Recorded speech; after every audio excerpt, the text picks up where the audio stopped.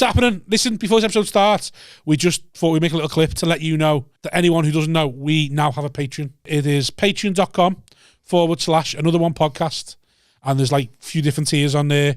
And we can go and get where you can sign up to us. And it helps us make this podcast. Helps us pay for the podcast. Helps us make it better. Helps us improve and put more content out. We've got big plans for things we want to do. Haven't we? Since yes, we have. We've got big plans.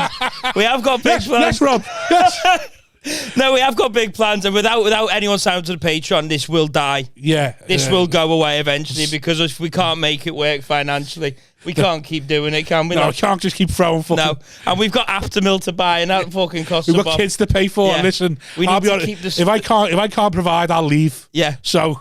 And we already know. You don't want to make an orphan. We already know how it's going, don't we? So we needed to be giving us something back. Yeah, please. Because we're bleeding here. My kids are begging. My kids begging. So sign up to the Patreon, patreon.com/another one podcast. That's it. There's 3 different tiers, loads of different prices. Pick one. Help sign us. Up. You won't even notice it going out your bank. It's a couple of quid. Less than a Tesco meal deal. Oh, well, maybe more than Tesco meal deal. You'd buy a starving man a meal deal, wouldn't you? Yeah, well, I'm starving. That's what we are. Look at me. Look at him. Do you think that? Do you think this? Help. Another one. Gods of all times, protect yourself at all times. Have a good clean pod. Hello everyone, welcome to episode 118 of Another One podcast with me, Simon Wozniak, co-host Rob Thomas. It's happening. And then today we've got a returning guest. Yes. Second cap for the big man, Dustin Moore. Getting a jersey now. One more, you get a hat trick. Will you get the hat trick ball before the year's out? Before the year's out. Good chance. Depends how available you are. And then to the left, debutant. My man, Tamer Kattan. You got really close, man. No. Tamer Kattan. Tamer Kattan. You got right to the finish line and then you shit your pants. I'm sure Daisy on stage said didn't do Tamer Kattan, did I'm she? not sensitive about it. I don't know why people freak out about their names like that. No, I just tell people it's like a hammer with a T and then it's Kattan. But yeah, I'm not sensitive like that. How's it spelled? K-A-T-T. The last name is Kattan. It's like cotton. It's Egyptian. So it's Kattan. Egyptian cotton, good cotton as well. Yeah, it is good cotton. Thank you very much. And thank my great grandpa. And then the first name is Tamer. But in French, Tamer means your mother. Yeah, but to me, it means so weird. Yeah. Tamer. So your name's your mother's cotton. Yeah, your mother's cotton. I'll be considering Egyptian sheets. What I know of them is like bedroom. Yeah, it just feels like your ma joke. Yeah, I your ma's bedmate. I don't think cotton is cotton in French, but but the first name, it's not only like your mother. It's like your mother in like a shitty way. Oh yeah, like so you'd say like in traffic. Right. That man, nick that man. Like F your mom. So do you ever get Tamer? Yeah, sure. Yeah. That's why I don't get sensitive about it, especially in America. I'd lose my mind because, in America, we're lazy listeners. Yeah. You'd be like, oh, name's Tamer. They're like, Cameron, nice to meet you, buddy. And I'm like, what the fuck? You didn't hear anything I said. Yeah, you've got 2 tough ones, potentially. It's pretty easy, man. Yeah, like, they're not tough. I literally go, it's like a hammer, but with a T. Tamer, Kattan. Tamer Kattan. Tamer. It's not tough. Someone's saying Tamer there. That's a lot of Tamers. No, it's because you're visualizing the spelling.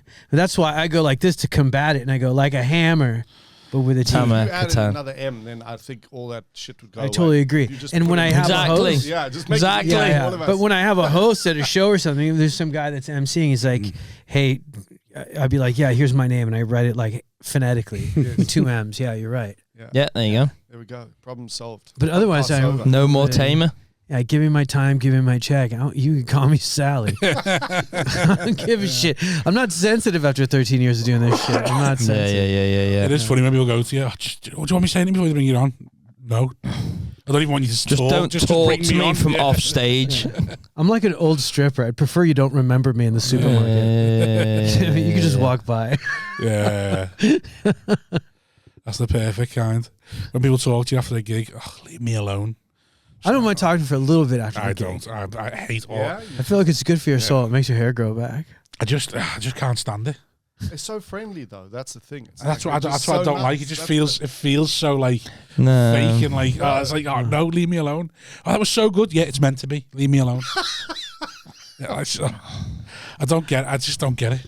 Maybe you're autistic a little bit. It's probably what it probably is, like a level of autism. Like, It might be overwhelming, you know? I had it the other day. I had my brother's, like his girlfriend's sister was in the audience and she came to say hello.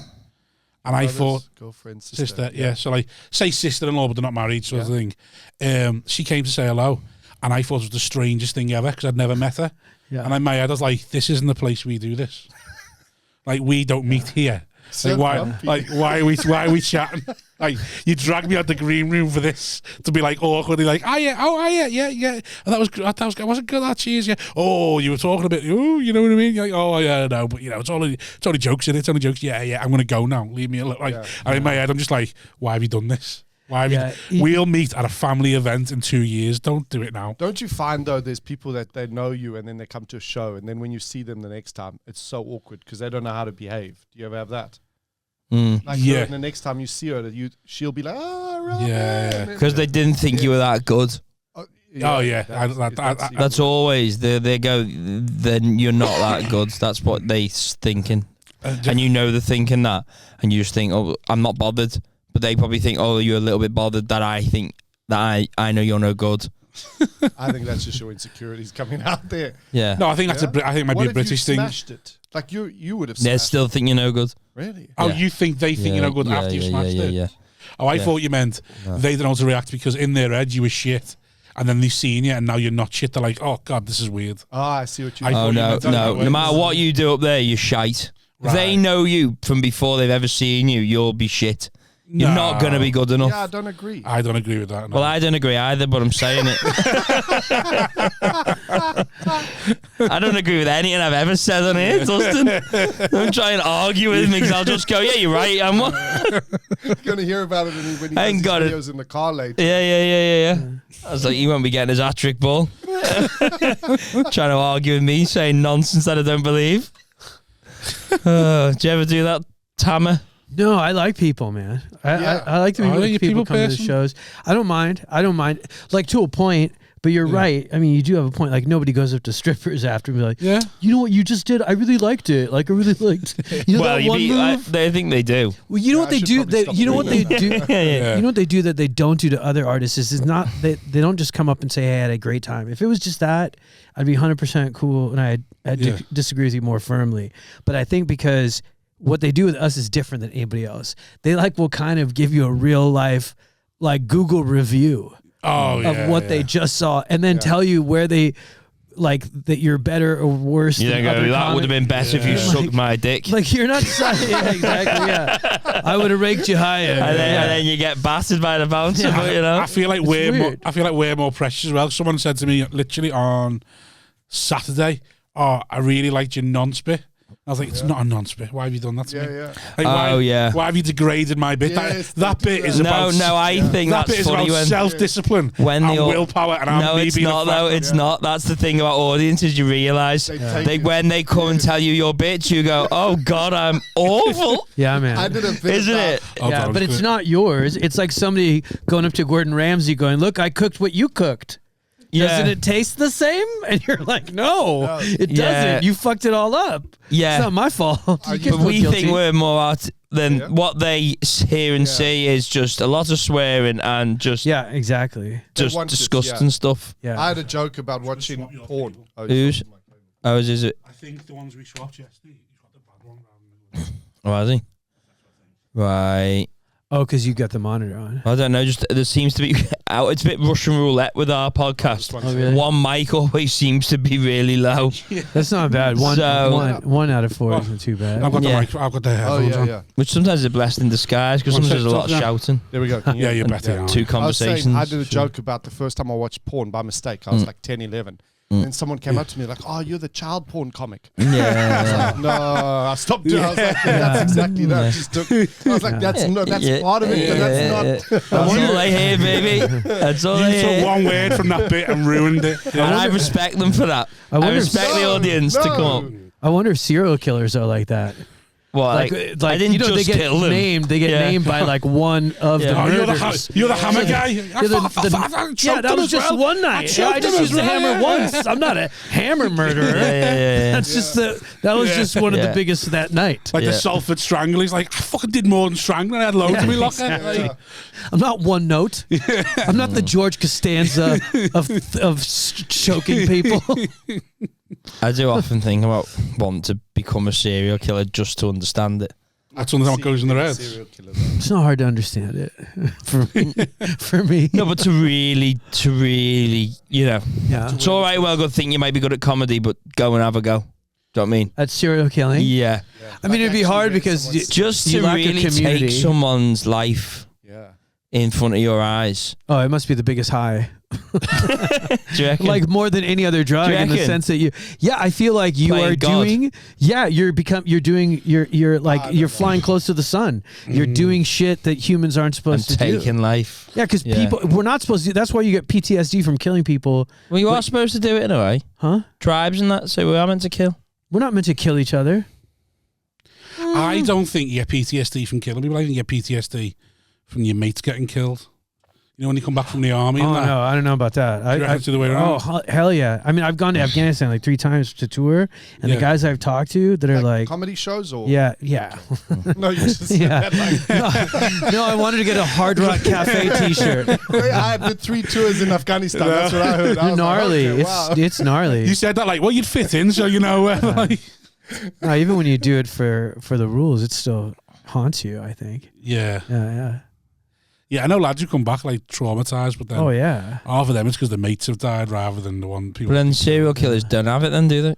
What do you mean? That's why they're broken. Yeah, they don't have a sense of remorse. But there's different kinds of murders, you know? There's so many different degrees. There's 5 different degrees of murder? Right. Oh, really? Yeah. Huh? Only one way to love somebody. Like, give me degrees in love. I'll be like, I need more degrees in between like and love. There we go. Yeah. Do you know? It's too big of a jump. Really Gets really boxed like. too quick. Yeah, it goes Really, from really like. he punched me. Source of love. It goes from Love a he lot. punched me to he Love. murdered to murder. You know, there's like so much. There's so much stuff. Oh, yeah. You should be able to just be honest. You're my favourite woman so far. Yeah, that's a nice Just be one. like, yeah. That's nice, and that's a compliment. That's it, yeah. But you should be dead. You're my favourite woman so far, but you're not fit enough that I don't fancy other women, so let's see how we get on. Yes. Good And then stuff. just- Romantic. Yeah. I think society's starting to become emotionally naked. We can start saying stuff like that. We can start being. You guys are like that more. I watch Come Dine With Me, and like the stuff you guys say to your like wives, we'd be murdered for in America. Come dine with me. Yeah, you watch even on this? Come Dine With I Me, thought it man. went over the line. You know, like they'll be like, what oh, this episode is- of Come Dine With Me, If mate? you look at like, there's been a couple episodes of Come Dine With Me Come where Dine there was an After American Dark. couple on. It'd be an Yeah. American couple and then like 3 Welsh couples or something, and then the Welsh couple's like, "Oh, this is my wife. She's shit. She's a daft cow. If she died, I'd be right on the dating apps." Right. Yeah, but that's like little full love. Yeah, what that that's- is. Yeah, That's but it. they're still together, and they're totally, you know, they're totally Not in love. sync. Yeah. And then there's the American guy with his wife. He's like, "Oh, I just love her to bit. She's my world. Is that true? She's the prettiest woman in the whole but then room." that's why you end up shooting each other, though. because Yeah, you just lie. exactly. And he's got his housekeeper pregnant. Is that true? You think that's like an American thing, like couples in America like that? I think American society in general is the way they keep us believing in the American dream. Is it like Patrice O'Neill said this? It's a lottery mentality. Everybody in America thinks they can become a millionaire, even if they're not anywhere close to it. Yeah. So there's this like, oh, I have this hopeful mentality. I may be living in the streets today, but tomorrow. Yeah, well, we're Right. over here working with like outside of certain cities, people are convinced they're better than what they are, Yeah. so they don't realise the scum. Yeah. So they're looking around going, "Oh, them scummy cunts." You're like, you're literally them. Yeah. Like you're 2 miles away. Yeah. You're exactly the same. But they're like, "Oh no, that's not me." Yeah. And then that's how they end up voting Tory, because rather than Totally, the dream of yeah. like we could be a millionaire, they're like, "Oh no, I am middle class. I am wholesome and middle class, Totally. and I am very rich." Oh, damn, I totally relate to them. Them lot are scumbags, and you're like, "Oh no, you're also a scumbag." Yeah. You just don't realise it. It's like when a dog barks at other dogs. Yeah. Like, hey, I'm not one of you. You're like, dude. Yeah, but who isn't a You're scumbag? naked. Well, Who isn't a scumbag? yeah, I meant scumbag in the Tory term of Right. Everybody is Bravo. percentage wise. Like, I feel like we're all Mexican. Is there anyone that isn't a scumbag? No, everybody has some percentage of scumbag. It's like Mexican food. Like the inside's all the same, but just different shells. Yeah. You know, different bread or shell or soft or hard or corn or flour. What's but the inside's the same. food? What's South African food? Anything over a fire. I don't think we... That's it. Like Turkish or something. So everything but Japanese. Just cook it on a fire. That's what we do. You guys are big barbecuers, There we right? go, exactly. Yeah. Bryn? Is that what you call it? Brine? Bri. Bri. Well done, dude. Yeah. Tamer What's with the this? hammer, Bri. yes. It's our word for barbecue. But like your barbecue Bri. is shitty. Bri. Because you do like beef sausages and beef patties. You know what I mean? We'll do like a cow. Like we We do everything. What do you mean? Like you put like what do you mean? No, The whole body. And they'll have proper like meats on the barbecue. Like we don't really. We just get a load of Richmonds and bang them on. Yeah, we just do hot dogs, burgers, and that'll do us. Sort of thing. Yeah. Oh, it's so Maybe a steak from the butcher if you're gonna have a big one. But that's because we. So It's because we're just dreadful. no, I'm going to link this to Jews now. So that's a Jewish good people, one. Yeah. Jewish people used to they're known for dealing in Speaking of- diamonds and things like that, and that has come from the tradition, from them being ran out so often that they needed to be able to trade in things they could just grab and go. Okay. So and British people, we are rained on so much that when we barbecue, we have to barbecue things that we can cook inside 5 minutes, yes. eat it, and then because barbecue could be over at any point, the barbecue could be over. Yeah. So we've got to get it on the barbecue, get it off, Hilarious. eat it, enjoy it. Yeah. And My that's neighbors like think I'm crazy because I barbecue like tomorrow, you know, in winter. Will you? Yeah. The other day I had an umbrella up. That's great. Just barbecuing in the... Shut up. No, Really? I promise you. How often do you barbecue? Maybe once every week or 2 weeks. on coal or wood. Sometimes I'll go like 4 days in a row. Barbecuing? Good question. Yeah. On wood. Yeah. You say? Wood's better. Wood's the best. None of the homeless listeners are impressed. They're like, you have big deal. He cooks Do you have outside. a big, huge barbecue thing? Like, have you got Not a huge one, just like enough for me and my... Why do you do that in the freezing cold? It's so good. Because that's how we. That's how we Tastes brought up. better. I just Yeah. watch a fire, feel at home, and I just sit there and I just put my meat. Everyone leaves me alone. So have you got like some sort of gazebo over it or what? Well, not yet. That's why. I had No, the you umbrella die like that. next year. You die if you just That's, put it in. oh, how's he keeping the barbecue You going? could If it's just die- pissing down? Umbrella. I had an umbrella. You just stand there under an umbrella barbecuing. That's Well, I- mental. there's a That is tree, so mental. I hung it up. Does the But I'm rain not saying- go on your food?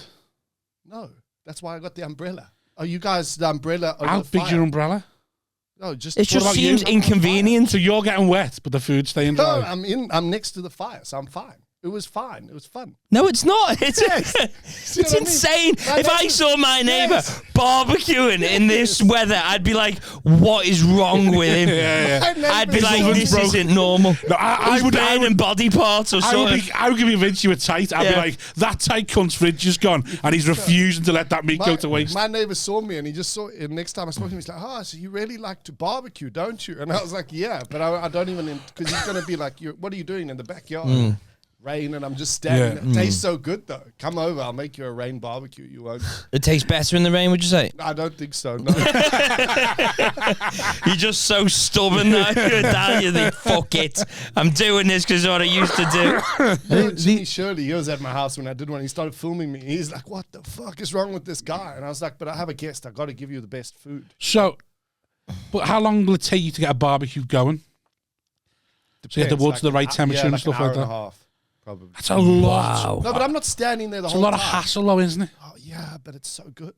It's cool too. It's So fire. good. Tastes so much Yeah, Primal. fire's cool, but have a fire It's pit like and a whiskey. you guys are two indoor cats looking Yeah. at an outdoor Yeah. cat going, "You sleep under a car?" No, no. It's like it's cozy. Yeah. Yeah, I love a fire. I love a little whiskey in the garden with a There you go. with a fire going. It's very but- Tony Soprano right now. Yeah, that's me. Whiskey and a cigar in the Yeah. backyard. But the idea of waiting an hour and a half before I can start barbecuing my food, it's just like, oh, Why is that so bad though? Look, if you're doing a nice steak, what do you want? Bang it in the oven. No, sis, man. You can't. You got to do it on a fire, and then Yeah, you'll man. see how good it is, and then you realize you may as well just. I've done my steak in a pizza oven before now, Oh, and it was incredible. Oh, that is good. Yeah, I'll give you that because there's a fire. 400 degrees, yeah. There we go. There, you see, you all agree. There's too much. It's too much effort. It's the prep for me though. It's like I just get my pizza and gas. Oh, so it's so just turn easy. it on and You go. don't like in a fire. You just put it there. I make a whole pyramid of firewood, smash it. Pff, it's so cool. Stand there. You're warm. It's raining. That's And a it's still on paradox. your. It still smells on your body. Yeah. So, Like a how long are you warrior. in the garden? How old's your kid? 2. So, like in 3 years, he's going to be going to school being like, my dad stood outside in the rain playing with fire. Yeah. And the food's and you'll have to explain it to school. You have to go in with the food. I want to try your food now. This is why. So good, man. I know, I really want to go to I want you to do me a steak. Do a sandwich on the fire. What? Ham and cheese on the fire. Promise you, so good. What? Yes. Why are you trying to pretend that you know this? Because You're I from barbecued America? Yeah, we have barbecues. Yeah, what are you talking about? We barbecue like crazy. Yeah, but you're not. I was going to ask you about that when you lived in the hills. Huh? You lived in the hills, didn't you? Lived in the hills. I don't know what the hills is. I'm just saying it. Don't pull me on anything, Tamer. If I say it, just go and then move on to something else. Yes, I no but. Yeah. I lived in California, but I lived in Australia too, and barbecuing's dope. It's like the one. Yeah, but again, though, because it's always sunny. That's why he's barbecue. Yeah, look, like we agreed. I don't choose to. I don't see the rain and go, fuck me, I want to barbecue. Just trying to think, what's it like for us? Is it like us? What would it be like for us going to South Africa and going, we want to keep this culture? I imagine it's like when we go to Spain and still make cups of tea. Yeah, even though it's 30 degrees outside, we're like, I'll have a cup of tea. In South Africa, that went viral. An American couple was staying in Cape Town on holiday, and she came moaning at the neighbors, South African people, because they were barbecuing till 5 a.m. And they were like, no, man, fuck off, dude. What's your problem? And this is what happens over there. You guys are crazy. What are you doing lighting a fire? Well, it's just what we do. Fire. Yeah. So how long were you, you'll barbecue for how long? No, he was saying just someone was barbecuing at 5 a.m. and they couldn't get their head around it. You'll barbecue, and then you sit Whereas outside they'll barbecue and like you drink. And then you might drink That's till cool. 2 or 3 a.m. Yeah. Fire was like the first iPhone. Exactly. It's like that was our first technology. You guys are just hipsters. Yeah. So but what is the fire? It's more than a cup of tea, because a cup of tea, at least it's like it's such a big thing that it's so what you're outside for hours. Yeah. Like here's how big. Like what could it be like sitting down watching the footy or something? You know your Independence Day in America. You do Independence Day. We have Heritage Day, and we call that Bride Day. So right. It's like we have a public holiday, so we can barbecue. That's why. Is it on Fridays? I don't know. Whenever it is, Tuesday. This is 4 days a week. Friday on a Tuesday. Friday. Friday sounds so much cooler. See, we would have. I like the way you've just revolutionized. We would have marketed it. That is your made it. That is your capitalism showing right there. Friday, your capitalism coming right out. That's your we'll change heritage and we'll just make it a Friday. You're a marketing man. Yeah. For Apple. Yeah. How'd you know that? Did you market for Apple? I do my research. Remember, professional. A big ad agency, and Apple was one of our biggest clients. Yeah. Was it your idea to take the bite out of it? No. That's what I'd tell people if that was me. Because who knows that? I'd be like, it was my idea to make the bite come out of it. Yeah. Otherwise, it was just going to be a full apple. Yeah. I feel like that's the kind of bullshit you can get away with. Yeah, you can make stuff up. Look at that's how people win elections now. Yeah. You just make even Nike's new logo is just say you did it. That's literally that sounds like me as well. I'm gonna put it on sweatshirts. Yeah. We don't do that on this podcast, Tamer. What? We don't do funny jokes on this podcast. My apologies. You sit here and be miserable for an hour and a half and go home. Okay, I'll pretend I'm a French comedian. Yeah. How long was your marketing for? I worked in advertising for like almost 18 years. Almost killed you? A long time. No, I mean, for me, I was an immigrant, man, so I didn't know how to become a stand-up comedian. I just thought, this is how you can get paid for being funny. Because commercials were really funny. So, are you first generation immigrant now? Yeah. So were you born in Egypt? Yeah. And how long did you live there for? Till I was 5. Yeah, and it's weird because normally when you think of your childhood, you remember a younger version of yourself. Yeah. I'm like, I remember when I was that little Arab boy. Yeah. I'm like, it was like a different person. Egypt's African, isn't it? Yeah. I feel like a butterfly looking at a cocoon or like a caterpillar going, I was a different species. Not that one is better than the other, especially now. Now I can be like, I come from Egypt and America, and I don't know which one is worse. Was it like, did you feel like a second generation immigrant though, because you were entering America so young? No, because you weren't accepted. Because I imagine if you're a first generation, your first thing is just go and get any job. Because the first generation of immigrants normally just go and work. Yeah. And the second and third one was like, now you going in the money because Yeah. We've had to just find... You know what it's like? America's like a food buffet where some of the food has razor blades in it. Like, you know, it's like if you have a bad luck of the draw and you move to a shitty city or you move to a shitty state or you move in an area where there's a lot of like really crappy politics, you're gonna have a bloody mouth and a shitty experience. But after you live there for a while, it's almost like an initiation when you're an immigrant in America. Yeah. You go to school, you get initiated, people say shitty things to you, they say shitty things to your family, you feel like you don't fit in, but after a while you find your people and you find like, I'm gonna have a plate full of the sweet potatoes and these things that I can dig through and not find razor blades in. And that's what it was like for us, but it wasn't as smooth because the whole thing about like America not liking Arabs after 9/11, it was way before 9/11. So even when I was just an Arab kid, I didn't have friends right away. Why did they think you were Arab? Like, because Egypt's more African, isn't it? I totally agree. Yeah, but it was like I used to watch the news. It was just trying to explain geography to Americans. Was like, but it's in America, man. Like they were protesting French fries because France and French. You know what I mean? Like there wasn't a real connection. Yeah. It was just like I said I was Egyptian, and for them we spoke Arabic. That makes you an Arab. Yeah, right. You know, and then, like I would watch the news, and if they talked about gas prices going up, it was like a weather report. I'm like, oh no, I'm gonna get jumped. Oh no! Yeah, because then the kids' parents were like, "Oh, those goddamn Arabs," fucking and the kids are like, "Oh, I know one." And then get him. Yeah, I'm like, "Oh, today's a beat up day." Sunny with a chance of a black eye. Like it was shitty. But then you get through a period, and I think every immigrant even goes through a period where we all pretend we're Italian. Right. They were like the accepted brownish people in America because their food was so good.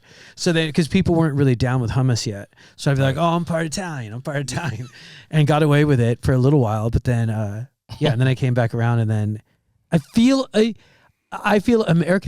American in certain cities. I feel most American in New York, but when I leave New York, I don't feel as American. I don't feel very American in Texas. That's mental, yeah. No. But I feel 100% American in New York. That's interesting. Yeah. How'd you feel over here? American. It's very weird in the North versus London. In London, I'm no big deal. In the North, people will constantly be like, "Where are you from?" Yeah, which is cool. I mean, I don't mind it. We're probably a bit more chatty though as well. I'm saying that. Yeah, you guys are so friendly. Less used to accents as well, maybe. You guys are so friendly. It reminds me of the guy that tried to kidnap me when I was 11. I'm like, he's so nice. The man with the van. Like, you guys are so nice that it makes me uncomfortable. So he wasn't successful kidnapping you? No. I was a tough kid. Did you know why? Did you know his reasons for not kidnapping me? No, for wanting to. I basically wanted to figure run out of petrol. Was he a nonce or did he want money? Like, no, I'm sure he was a nonce, man. Yeah. He just he tried to get you in his bag. Dude, there was this time like when I was in the States around junior high school, where we were all really into Dungeons and Dragons, and then God, still want one of them in your van. But then there were these never get him out as long as it's dark, as long as there's no windows in the back of it, they'll stay in there forever. But this dude put up like these posters in toy stores saying, "Hey, playing Dungeons and Dragons clubs," and so. But it was just his way of like meeting young kids. But thankfully, my parents were like, "Hey, how old is this guy?" I'm like, "Oh, he's cool. He's got a beard." And they're like, "What?" He's got a beard. Yeah, he's super cool. He's got this cool beard with one white stripe. Did he get anyone? Not that I know of, but I mean, there were definitely times in America. Him out, though? Your parents stopped him. Dude, it was so funny back then when somebody was gonna diddle your kid. You'd be like, "Oh, that was a close one." But that was it. Yeah. That was it. It wasn't like I'm going to call the FBI. I'm going to call the CIA. We're going to make tweets about this. We're going to make a YouTube video. The good old days. It was, oh, my son almost got raped. Let's go get a sandwich. He was just weird. That's all. Yeah, that weird guy. Almost. One on every estate. Your dad was probably more pissed off you playing Dungeons and Dragons. Yeah, exactly. Saves you right for going there. Listen, he's a weirdo, but he gets his round in. Just leave him alone, kids. All right. Yeah. It was also weird because like my parents had a different software in their head. My dad had like Egyptian software in his head, so he'd be like, "Oh, don't do that. That's gay." And I'm like, "No, it's not. That's not gay. What are you talking about?" He accused me of being gay while he was belly dancing, and I'm like, "No, that's gay." But in Egypt, it's not. Right. So he had like Egypt software judging American actions. Belly dancing. You listen, you're gay. what are you doing? You thought American you've football. got a crop top on your cunt. You're calling me gay. You in a bra, Dad? Fuck off. Oh, dude, it's so weird when you go country to country. You go to Egypt. If you wear red, they're like, oh, that's gay. But men will hold hands. Like, not even hands like through the fingers. Yeah. Oh. Hold hand. I've seen grown men holding pinkies and then yelling gay at some other dude. I'm like, it's so weird how country to country, their definition of what is and isn't is so random. Putting your winky in the mouth. It's not gay, is it? No, it's just hello. Yeah. I felt like I was an iPhone, but my charger was like a different country. So my parts weren't moving perfectly. My dad stopped kissing me when I was 8 because he's like, boys don't do that. Yeah. When I was 8, he's just like, nah, it's gay. Like, boys don't do that. And then when I got older, I realised, oh, it's because he thought that was gay. Because after 8, he was like, yeah, and I don't love you, Shoddy, but that's gay. Yeah. Like, showing affection to my child is going to make him gay. Yeah, and he's like, because I kissed him on the lips when he was 9. Yeah. I left it a year too long. I fucked it. Oh, Dads are so homophobic. Yeah. In the 80s and 90s, they were such homophobes. Yeah, massively.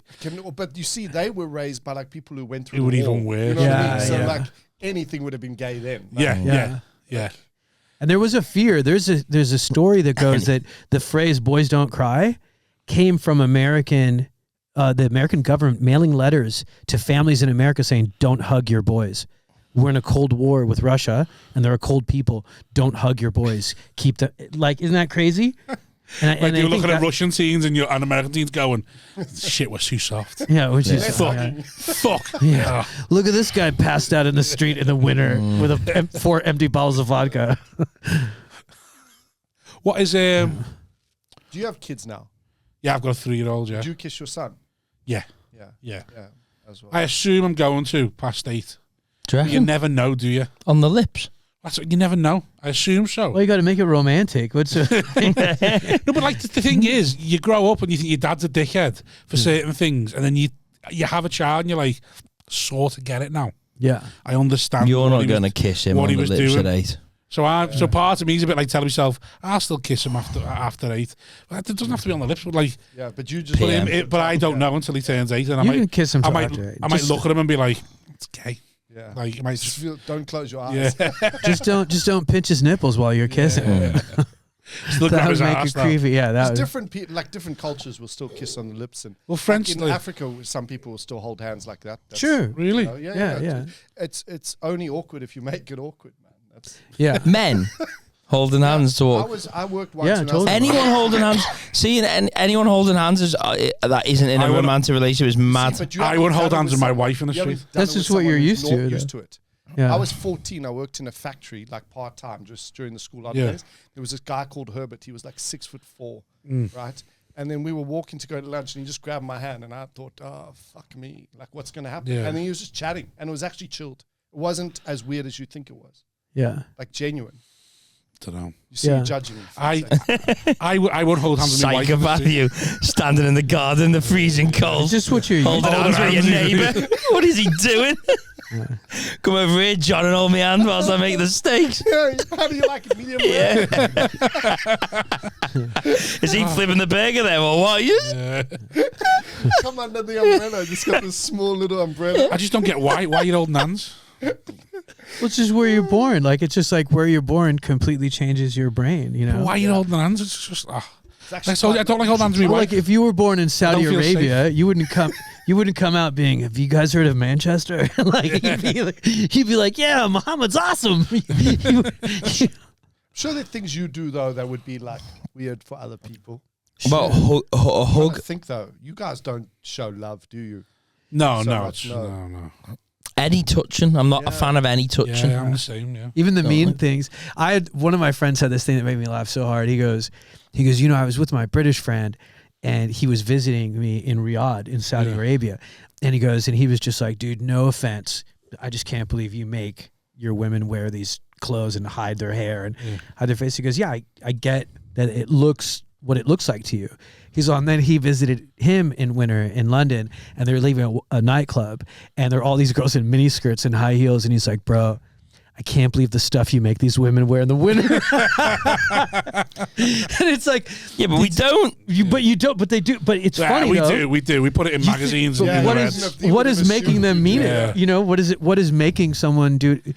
We're pack animals, and if you're made to feel awkward, if you're made to feel shame, then you conform because we're pack animals. Rightly so. I just think English women are really tough because they can do that. Wear mini skirts in the middle of winter. Sure. I can't even. It's just a mind thing. Leggings on top of under my pants. Yeah, but we drink a lot as well, though. We're big drinkers, so that numbs it, doesn't it? Yeah, numbs everything. Yeah. That's why I think it's cool to travel and just like Frankenstein together your own software. Yeah. You know, shit that you like from different places and make it yourself. So what would you say is universally? Do you not have an something inner that voice? should be happening? Universally? From all the cultures you've seen and witnessed, what you've gone, actually, that one thing would work for everyone. Most of the stuff that I think is like super powerful human stuff is stuff we already do. Like that's the thing. The more I travel, the more disappointingly unexotic it is. Don't you have an inner voice, though? Do I have a what? An inner voice that's just like... An inner voice? That judges you constantly. Oh, yeah, I have a couple. Because you're saying, it's nice to go around and see and seeing things and like see what works, but like in my voice is just like I can't do act outs on stage. Yeah. If I do an act out on stage, my inner voice goes, "You're gay." Like stand still, tell your fucking jokes like a man. Yeah. Wow. But that's just the style you like. You know what I mean? That's my voice going. I'd love to be able to act out. I'd like to be a bit more theatric, but my voice goes, "You gay." Your voice is angry though. Yeah, my voice is very judgy as well. Very angry and judgy. I love it when it comes out every now and then. I'm like, why are you that angry about fucking that? It's like I'm so tapped in the head. I've got like unresolved childhood trauma. That's what it always is, mate. Loads of rules that I live by. Go snug that your make dad. No sense. Don't give me a kiss while I hold your hand, man. Yeah, no.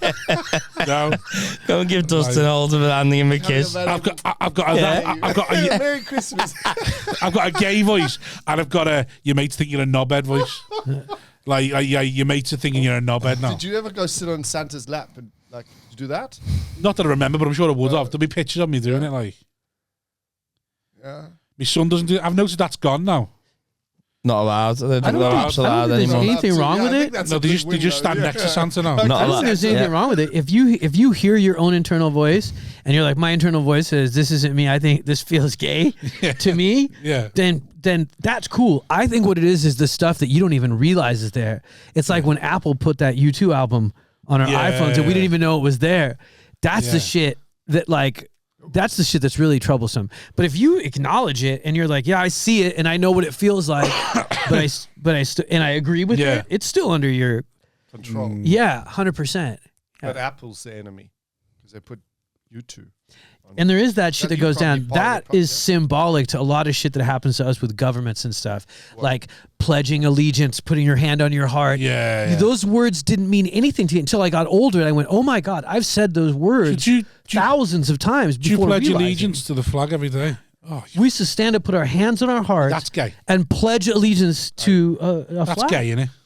Well, look at the pretty colours. Look at the pretty colours. Like, that's just... Flag can't touch the ground. It's recruitment, man. Yeah. I mean, even that is so silly, just that a flag can't touch a ground. It's a fucking flag. They made them in China. Yeah, but it's symbolic. Yeah, it's made in China. Who cares? Don't take this Chinese flag and let it touch the ground for America. Who cares? It's you added the symbolism. Like there's this Danish dude that's been lighting Qurans on fire and all the Arab Swedes are going crazy. And I'm like, you've lost. Yeah. Because one man could upset that many people. That's wrong, man. Fuck that guy. Ignore him. Now it's going to happen more. You've added value to what he's doing. 100%. It's the same way. I guarantee you bought that Quran from IKEA. There's a big argument. There's a big argument now in the Islamic world. IKEA sell the Quran? Yeah. You could buy a Quran anywhere. Wait, but it's not, I'll tell you where it's rarely made is in Saudi Arabia. You can get them in China. You get them all over the place. $3, $5. There's not like a stamp that goes, this was officially made in Mecca. Do they make them in China? Yeah, absolutely. Of course. I've never seen a Quran on sale. I'd probably buy it. I don't think you've looked, have you? 50% off. Yeah, but just in the shop. In Tesco. They're not expensive. You could get them, I'm sure. What were you saying? Oh, it's just about the adding the value to it. In the Islamic world now, there's a big... Because obviously so many Muslims are now in Britain and the Western world, and we have our traditions like Christmas and stuff. Like loads of Muslims are now celebrating Christmas. Yeah. And then there's got like the hard Islam's going like, no, you can't do that. And they're like, well, why not? Like, because that's not ours. It's like, yeah, but I'm not celebrating Jesus' birthday. Yeah. I'm putting a Christmas tree up. Yes. And just let my kids join in. Yeah. Like I'm not there going, man. it's Jesus' birthday, that's the saviour. I'm just going, there's a Christmas There's tree. no kid waking up in the morning going, oh, it's Jesus. Yeah. That's not what it's And about. that right there to me is the programming that people don't pay attention to. Because our biggest prey is not an animal. It's other human beings. It's fucking politicians. And if we're together and we like our neighbors and we like each other and we get along, governments don't fucking like that. No, that's why cabaret, first thing Hitler shut down was cabaret. Exactly. First thing Maggie Thatcher tried to shut down was pubs. It brought people together. It's places where people are a community. And it's like that kind of shit where one Muslim would tell another Muslim, don't celebrate that. There's nothing in the Quran that says don't celebrate. Yeah. That when you're not worshiping anything, well, Jesus you're is being in the a part Quran. of a community. Jesus is in the Quran. So like even if you celebrate of course Jesus' he is. birthday, it's not a problem. They believe in Jesus. Yes. They just don't think he was the son of God. Yeah. So they'll be like, oh yeah, I'm just celebrating it like any other person. Yeah. And you I'll just tell you, it's a whole... everyone celebrates Christmas these days. Everywhere you go, basically. Yeah. I told one of my friends a hard truth. He got really upset because he's really upset about the Israel-Palestine thing. And he asked me, like, I have a Muslim dad and a Jewish mom, and he's constantly asking, it's crazy. And I go, look, dude, my enemy is not a Jewish person. My enemy is not an Arab person. My enemy has always been governments, and they abuse people. That's what it's always been. So have you ever been in your mum and dad's bedroom now and seeing how much of the bed they take up? My mom takes up more and more. Yeah. Your dad's on the end. Your mum's spread out like a star eagle. My dad mysteriously passed away. It was weird. Yeah, but it's wild. I think the more we get together, the more they get afraid, and that's what they have this programming of telling people not to. And I told my friend this. He goes, "Oh, it's crazy the way they value Arab life less." I go, "Dude, they know Arab life less." I go, "Can I be honest with you? I have Western friends. When they see a woman in hijab, they don't know if saying hi is rude." Yeah. They don't know if that's an insult. And I go, and that is a problem in Islam, that we don't know how to assimilate into a neighborhood and become a part of a community where people are like, hey, I really like them and I care about them. That's empathy. That's humanity. And that's when you see babies dying on TV, you can be like, oh my God, I care. I give a shit. Yeah. Because my neighbors are open and kind and nice and they're human beings. But if we're like in this bubble everywhere you move to, then you can't then be like, how come people don't have empathy? Of course it's wrong. It's terrible. Kids are dying. But you can't also isolate yourself once you go in a new culture. It's a beautiful thing to be a Muslim and celebrate Christmas. It's great. Yeah. You're not fucking worshiping any weird shit. The way you said that, like we argued against it. Yeah. You're like, it's beautiful. Yeah. Christmas is cool, man. Do you like Christmas, Simon? Yeah. It's alright, yeah. I like it, yeah. He hates the admin of it. It gets tiring, though, for sure. It lasts too long now. What are you going to do for Christmas? Did you on your own? My mom lives in Portugal, so I'm going to go visit her in Portugal. Oh, nice. Whereabouts? She lives just outside Lisbon in an area called Carcavelos. Oh, it's like on the beach. Yeah. So I'm going to be there for a couple weeks, and then Liverpool for New Year's Eve, and then I go back to New York. Oh yeah. Nice. How long? I'm going for a little bit. It's because of Brexit and stuff. I can't stay too long. Right, you've got to dip in and out of here. Yeah, before in the old days, comics could come in 3 months and then pop to France for the weekend and then come back and you have a whole new performer's visa. But now it's different. Now it's like you're based in America. You live in America, or New York. New York. Okay. Yeah. You didn't you get a visa when you got married? No. I got, but it's Schengen. It's Europe.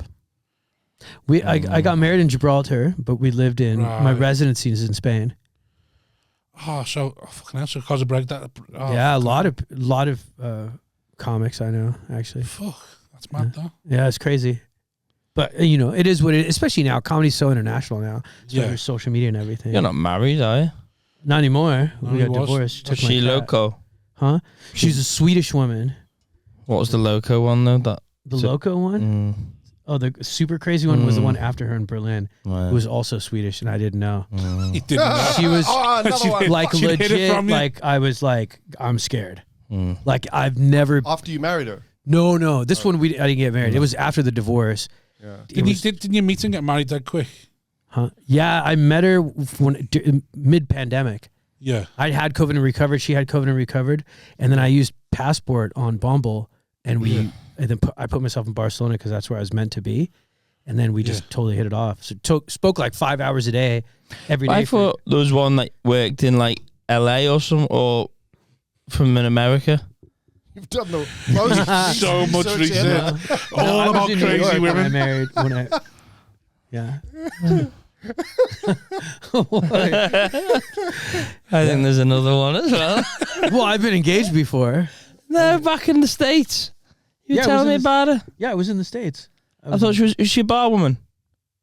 Oh, that was there never. You go, there you go. Oh my God. Yeah. She was crazy, and she would have killed me. How did you not remember? Because I was never married or engaged to her. I just dated her.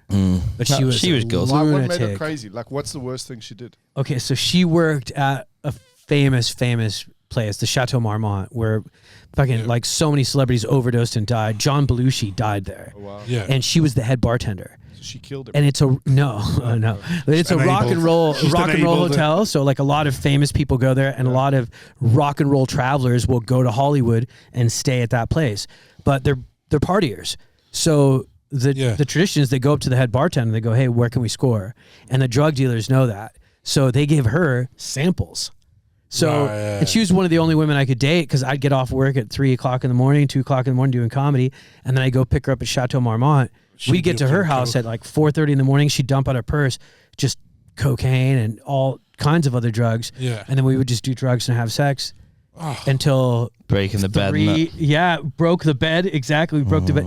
It was very like Sid and Nancy. She was a demon, wasn't she? She was a demon. Demonic look. She was demonic. She looked crazy. Her family was from upstate New York, and they even have a band.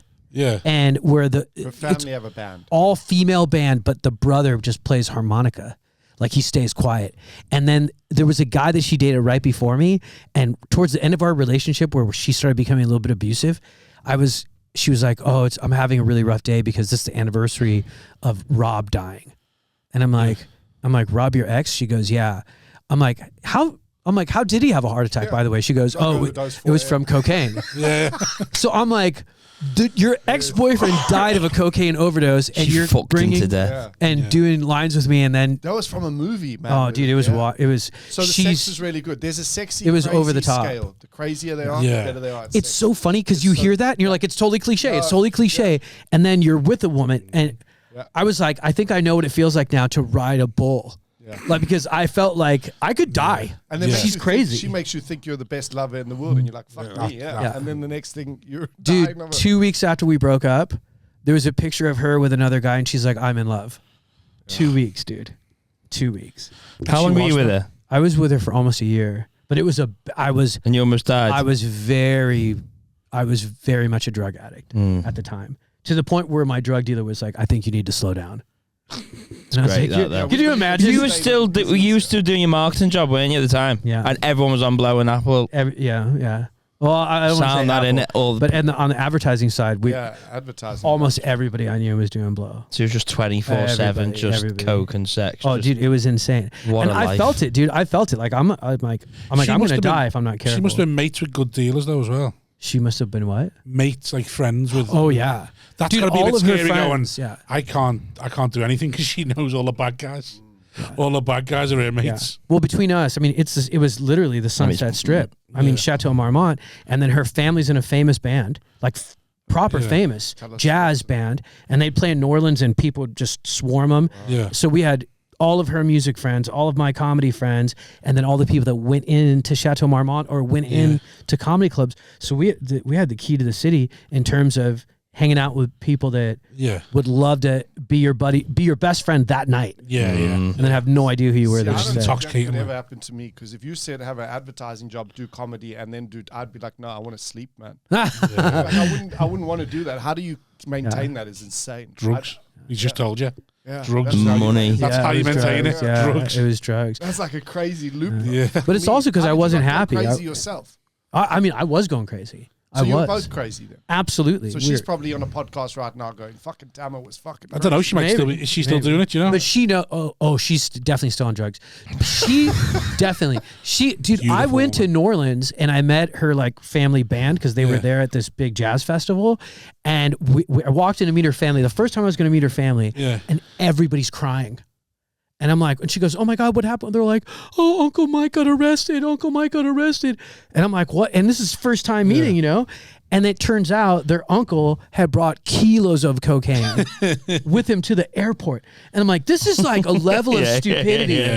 Like just country bumpkin, upstate maniac drug addicts. Exactly. Times and he was like, I'm the cocaine airport guy. Yeah, and but like every year, so the NFL plays over there. Yeah. Every year, there's a player gets stopped at the airport with a gun. Yeah. Like just crazy. Doesn't realize he can't bring it over here. Did you hear about that guy who snuggled cocaine and he's in a condom, put it up his ass, and then the condom broke? Oh, and he just started noticing. He just started feeling amazing. He was like, I'm fucking. I'm dying. Yeah, that is. Yeah. So I think I've heard some people dying before about that happening with the whatever drug they've been smuggling's gone off inside. I know lads who've like done it with Kinder eggs and then the Kinder eggs popped in their ass.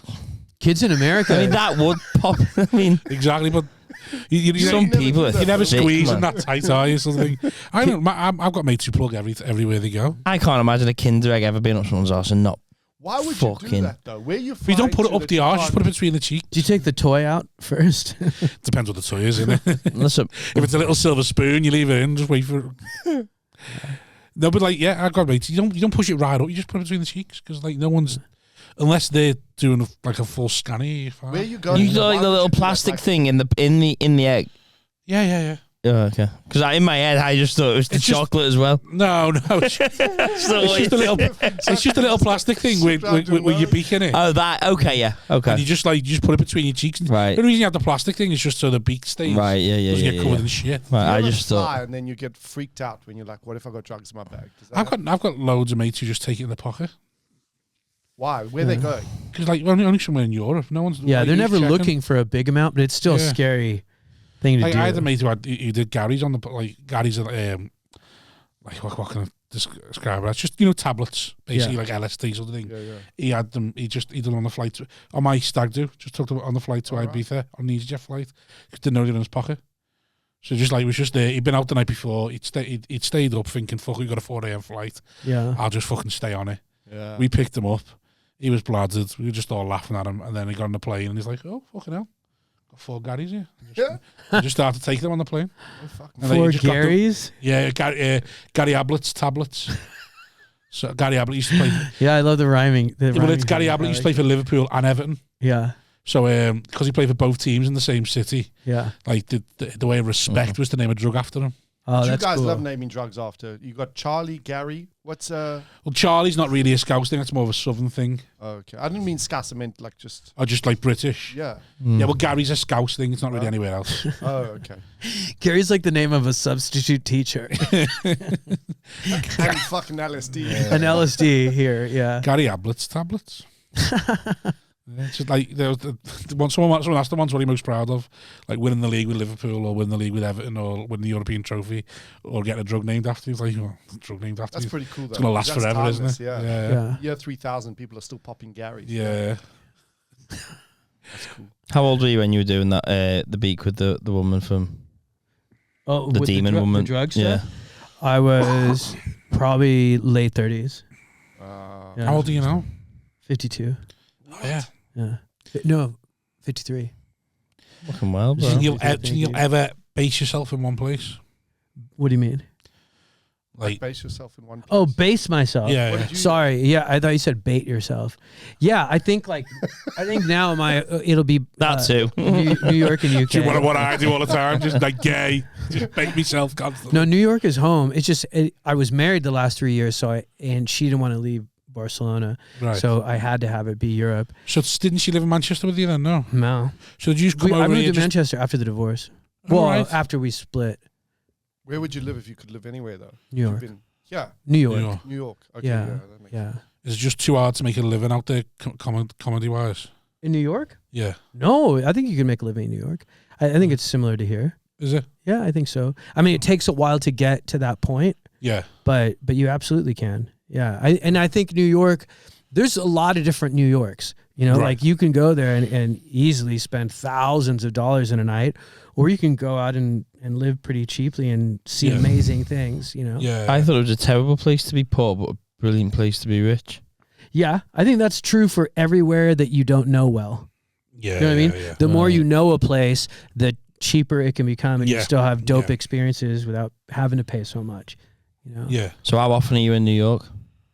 Well, my home base is going to be in Brooklyn. How so when you're in New York? I've been it'll be my first time back in 3.5 years. Really? Yeah, this is the longest I've ever left even the States, because I was married, and we moved to Portugal, we bought a house and all that other stuff, but it was just like, so at first I was touring just Europe, just like kind of on my own, just trying to get guerrilla marketing, everything, just like Facebook friend groups and stuff, to finding English speaking communities in different countries around Europe. And after a couple of years of that, I got signed here. So who connected you when you came to the UK? When did you first come to the UK?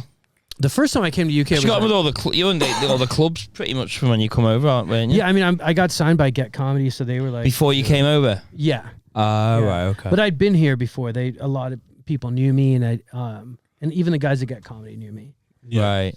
So I'd been here, but I wasn't here to stay until I figure out the. Is there anywhere else with an industry like ours, like the way ours one works? I think New York is the closest. Is it just New York though, not like America as a whole, just New York? It's also different in America. Is it? Like the LA scene is so completely different. Like if the Comedy Store went out of business in LA, everybody would move. Right. Everybody would move because there's only two other. But even clubs. the Comedy Store only pays like $15, doesn't it? They don't pay enough. Exactly. It's 50 unless you're on the weekend and you're a past comic. You get part of a split, and you can make $500-600. So will the Comedy Store have so like a Friday Saturday? They do like what we consider more proper shows, like professional shows, or is it still just Comedy Store is more showcase. No LA in general is a showcase town. Comedy Store is a showcase town. Yeah. So usually when you're in LA, New York, you're performing with multiple other comics. Yeah. 15-minute sets, 20-minute sets, 25-minute headline sets. Yeah. But in those cities, it's usually, showcase. But when you go out of those cities and you do what do you mean by showcase? I don't know. With other comedians. Oh, okay. Like mixed just bill. like the club. Yeah, mixed bill, exactly. Whereas when you go out and do solo shows or you headline clubs in the Midwest and outside of the bigger comedy cities, then you get paid a lot better. And you're doing longer sets. Sorry? Are you doing longer sets then? Like longer, yeah. You're doing headline sets, yeah. How long's a headline set? 45 to an hour. Yeah. Right. It's the same in Canada, isn't it? What's been on? What's been very on, similar to Canada. Yeah. What's been on before you? So usually what happens is those kind of clubs, they will book a lot of comics oftentimes Thursday through Sunday or Friday to Sunday. And then Thursday will be like a slow day. The day before was probably like an open mic for local acts, and then like 2 other local shows the days before. And then, but the weekends are for, visiting headliners. Yeah, but what's been on in the sense of like, so you're headlining. Yeah. Who else has been on that night? They'll usually have a local opener. Yeah. And oftentimes now it's a local feature. There's been some comics that are like, hey, I have my own feature I'm bringing them with. But, sometimes the club argues, hey, we want to develop the scene. Do they pay much like to open a feature in them clubs? No, you can't live off it. America, you can't live off featuring. It's all the headliner, isn't it? Yeah, the headliner is you can make a living. But it takes time. It's going to be us in about 5-10 years. But after you get to the point where you're headlining clubs, you can make a living, for sure. Why? I know a guy that I think he's looking at making his own night that way. Just because he says filling these bills for 66 comics a year, it's too fucking much and it's too hard. All the good ones are touring now, and all the ones won't travel, so therefore the pool is so small to fill a mixed bill every month for 66 comics. He's like, I'd rather pay a bigger guy to come and do 40 minutes and have 20 quid. It's also because the quality of the night's going down because no one's coming. I won't say. You won't say. Yeah, but there's also 130 comics now touring, who are going up against each other. So there's an idea that's probably their end going to saturate that market as well. Yeah. So rather than going on a tour, just do a tour, but by going to the clubs doing longer sets. Is that 130 comics? I would have thought it was more in the UK too. Well, it's going to grow, innit? Yeah. More and more doing it. Like touring off their own names, I think 130. Yeah, social media has changed a lot. That's the other thing. There's revenue streams in so many different places now. Yeah. Whether it's podcasting or... Do you identify more as a New York... You identify as a New York comic? I think so, yeah. Although I feel like I started in LA, but I really developed in New York. Is there a difference between the two? Yeah, I think so.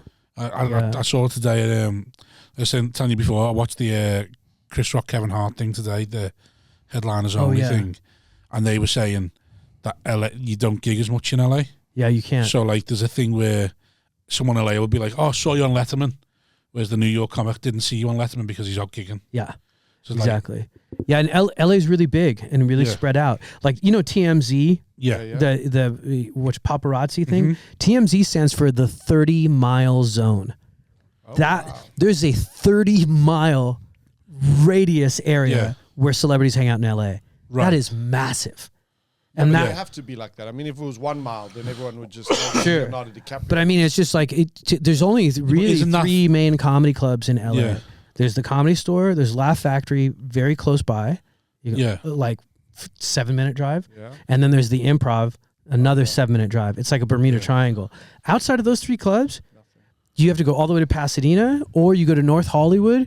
There's Ha Ha Comedy in North Hollywood, but it's hard to get to North Hollywood sometimes. Yeah. It's hard to get to Pasadena sometimes. It's hard to get, and then on the east side of Hollywood too, from the west side to the east side, sometimes it takes 45 minutes. Yeah. So you don't, and last calls at 2 a.m. and people drive, and DUIs are no joke in LA. So the last show is really 12:30, 1 o'clock, whereas in New York, you can start, I was doing, without really trying, I was doing 7 to 8 shows a night. And on weekends, I could do 10 shows. In LA? In New York. That's why you get so good, though, if you're doing 7 shows. In New York. The New York comics don't like the LA's. You can make a joke work by the end of the night. Yeah, I think there's more respect for the craft in New York. LA is influenced by the TV and film industry because it's right there. Is LA trying to get is LA more people using comedy as a stepping stone? I think so. I think if LA wanted to identify itself, it would be the finishing school of comedy. When you want to on the business side. Yeah. But I think the finishing school for comedy on the art side is New York. Yeah. Where you have guys like Dave Attell. UK, would you say London? Then? What you say? Like where do you develop? Where do you think? If I said to you, I want to become a good comic, where's the best place in the UK to graft? I would say the Northwest for the last 10 years is probably the best. Yeah. But then I think a lot of it is down to competition. Yeah. And a shallower pool. So the thing, I don't know what it's like in New York, but in London, there's lots of comics. Yeah. And you can do 7 or 8 gigs. But how many of them are actually beneficial? Yeah. And you're on with shite. It's not like you're coming up with people who are genuinely good that you're trying to raise the bar to get to be. You like there's people who do London and can go 5 years without gigging with anyone who's not an open spot. Like just 5 years next to other open spots. Whereas in the Northwest, within 2 years, if you're any good, you're on bills with headliners straight away, and then straight away you're looking at going, right, well that's the level I've got to get to be, and then you're constantly pushing yourself. So I think because it's a smaller pool, you're quicker with the better acts, but also it's a sink or swim sort of thing, like a mentality in the Northwest a lot more. You can't just piss about doing gigs because why would someone keep putting you on their night? Because they can just get someone better within the next 6 months. Whereas in London, they're not. It's just like conveyor belt. Yeah, come do the night. Come do it for every night for 5 years if you want. I couldn't give a fuck who's on. I'm just like trying to like keep it through. Whereas the Northwest is very much, I'm going to be on the bill with the people I'm trying to. And it's not really the best way to look at it, but if you're looking from a sport mentality, I'm on the bill with people I'm trying to knock off. So I'm looking at the headliner thinking, well, I'm trying to get to his spot. Even though it's not really, I'm taking it.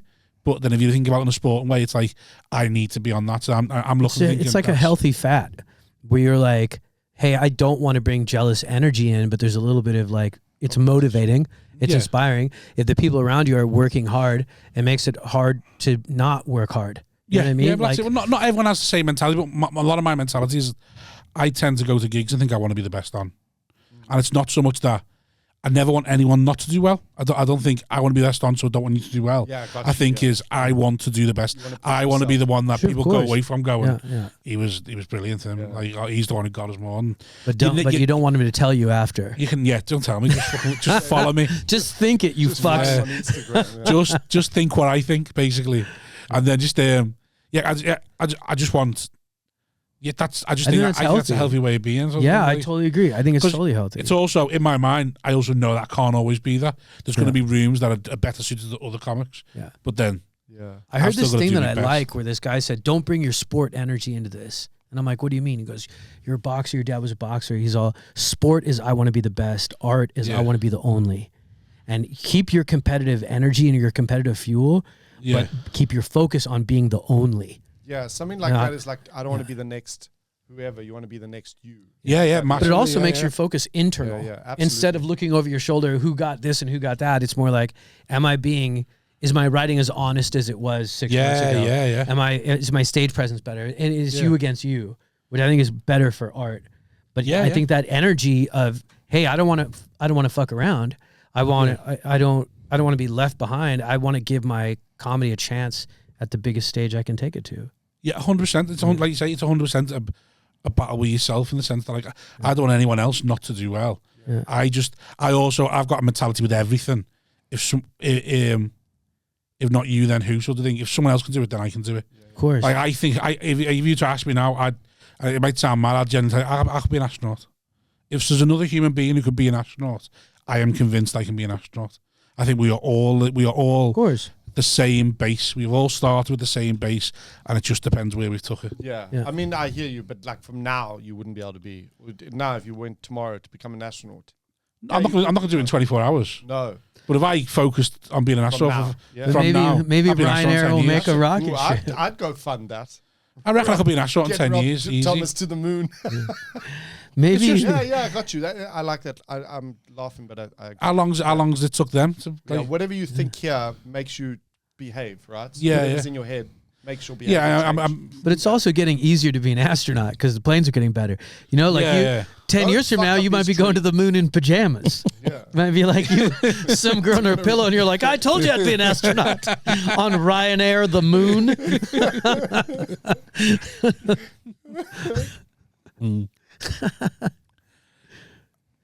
It is cool. I love bouncing from one scene to the other. There's definitely a benefit. I feel like a chef almost. Like if you're a chef and you're in Paris and people are like, oh, this is the greatest culinary city in the world. And then you go, no, but there is no greatest because it's art. So I should want to be, I'm glad that I grew up in a Parisian background for cooking, but fuck if I don't want to visit the Basque region, and fuck if I don't want to visit Asia, and fuck if I don't want to visit England and India, and it'll fuck if you don't want to be barbecuing in your garden at 7 o'clock at night in the rain. There you go. And then you come back and it makes you better. Yeah. Is there? Do you never think though? Because when I hear like the American scene and stuff like that, sometimes I think, but it's sort of devaluing the art. Because like when we go to a gig and we're gigging, we're getting a decent fee. Like you can sort of become a professional comedian in the UK.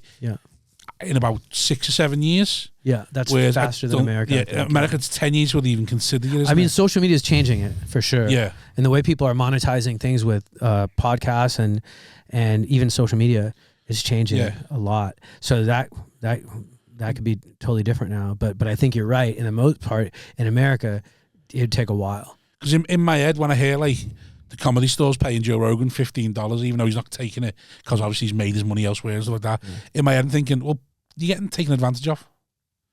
Like they are taking advantage of the fact that there's comics available who need the space. Yeah, like everyone loves that Mitzi Shore, but there's a part of me where I'm like, is no one pulling her going, why aren't you paying your comics? Yeah, like how much are you making through that bar every night? Yeah, and why are the people who are the reason there's audience there not being paid a decent split of that? I'll tell you part of the reason is the Comedy Store is on Sunset Boulevard. Yeah. That is fucking expensive real estate. Yeah. I'll tell you, if somebody went up to them and said, we want to build a parking lot, there's a chance that parking lot would be more profitable than the Comedy Store. Possibly. They don't make that much, and they're not great business people. Pauly Shore's family. Yeah, like I didn't mean to call them out individually, right. But you know, like of course. When I hear them, fees, I think I agree with you. They should. I think why should be getting why paid. are they not? I totally agree. Some of the comics that perform there, like if Kevin Hart pops in, what fee can you actually pay him? Like there's no fee. So. Yeah, but it's not so much Kevin Hart. But like what I mean is, Kevin Hart could be there one night, and then I could be the next night. And there should be a fee that means I can still make a living. But see, that's what I think it is it's really the Comedy Store. And Mitzi used to say this: the Comedy Store is not a comedy club; it's an artist colony. Yeah. So if you think about it, she's like, it's mad the way millionaires say shit like that. Yeah, they do. What that means is no one gets paid. Yeah. Well, yeah. I mean, she did. It did mean that. But at the time, here's what happened with Mitzi. When Mitzi got the Comedy Store, it was Sammy Shore's club, Pauly Shore's dad. Yeah. He had the club, and the way he ran it was he'd only put his friends on. Yeah. The old-timey guys, almost Borscht Belt Jewish Las Vegas comedians, and they'd never let any of the young comedians up. She divorced him, took over the club, said, all I want's the club, just give me the club, and and I'll leave you alone. Wow. And he's like, okay. She painted everything black, changed the concept. She might have known, but her whole deal is, now I'm putting up the young people. I'm going to develop these comedians. Yeah. Even the belly room, she made it just for women.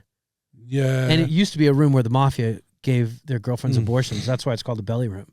Is it? Yeah, yeah. Wow. So that was her whole thing. So her mentality was development, but in the 70s or 80s, when there was a protest, like from comics, there was a comic who killed himself, jumped off a roof from the hotel next door. Like it was wild. So the money that we're getting paid now was from that strike. There was a strike in the 80s that said, why aren't we 70s or 80s, something like yeah. So you're right. We should be getting paid a lot better. But in LA, the big line that they give us is this is a showcase town. There's going to be execs from Netflix, from Paramount, from NBC. They're all here in the audience. It's like, go fuck yourself. Yeah, but you're getting the same level of act though that like fucking what would you say, Nantucket or something's gonna like what is getting, and they're paying me X amount, hundreds of dollars, and you fuck off. I totally agree. Because I get it with London as well. Like London, loads of London clubs pay like stupid fees, and everyone goes, yeah, but you can do like 5 of them. I'm like, you shouldn't have to. Yeah, exactly. But then I don't know, but then there's an argument. It's a business argument, isn't it? Is it like worth it if you're a comic and then you're doing a weekend at the comedy? Is it this Comedy Cellar? In New York? In New York. No, in LA, the one we're talking about. Comedy Store. Comedy Store. Does that help you get gigs like if you go to Texas or some shit? Do you know what if you're a Comedy Store comic? Like, is it worth you financially, not only money that weekend, because everyone's going to be like, oh, you've done that club. No, not really. So I mean, not really. Okay. I mean, because everybody will claim it. Do you know, that's the thing is everybody will be like, oh, I'm a Comedy Store comic. Used to be like that with the Comedy Store. So when the Comedy Store was massive in the UK, that was the biggest club. People would play it on a Sunday on an open mic. And then they'd be like, we'll be claiming to play in the Comedy Store. It's like, well, you're not. You're playing on a Sunday. Yeah, you lost on the gong after 2 minutes. Like, that's not... New material's not the same thing. Surely they'd know who the comics were. Yeah. So I mean, the LA comics, the New York comics know who the LA ones are and who the good ones are or not. I think... It's not like a blag that you were one of the LA comics... Now with podcasting, that's changing a lot too. Like if you look at guys like Louis J. Gomez, and Skankfest and all the stuff he created, people are much more aware of East Coast comedy now. Yeah. Way more. Whereas in LA, they might have been more aware of them because they had Rogan and sort of this incestual podcast amoeba that was growing. Have you been to his club? Mothership? No. You want to go? No. Doesn't do anything for me. His premise is different. Because of the fighters? Huh? Because of the fighters. The fighters? I don't love the fighters there. But weren't you saying like the idea that the people going to Rogan's club are like UFC spillover? I don't like that. And it's I don't like that. Weird vibe. It's a weird one. And here's what happened. Everybody loved Joe Rogan when he stood up to Carlos Mencia on behalf of all of us regular comedians that couldn't stand up to Carlos Mencia. He was Robin Hood. And he was beautiful, and he confronted him, and he got him to admit, you stole a joke.